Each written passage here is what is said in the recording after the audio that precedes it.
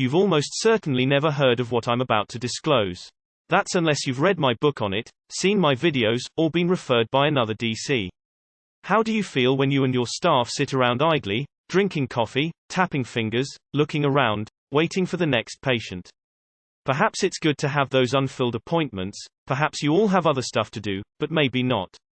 Or perhaps you want to hire and grow the office. Or to branch out and open another one maybe, but you feel a little flutter in the stomach and want to ensure success. But the problem for a caring profession like chiropractic is making your marketing non-bland, yet without edging towards sleazy. You're a business owner with hopes and needs and, frankly, responsibilities, but a deeply caring one. A business owner with a heart. There is a new way to attract patients who need you, without creating icky energy, remorse, or skepticism, by simply sharing stories of hope and transformation.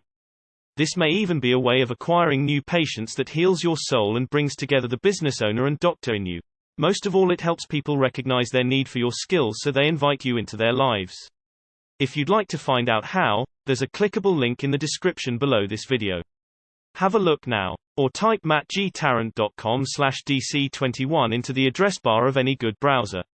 Yours, Matt Tarrant.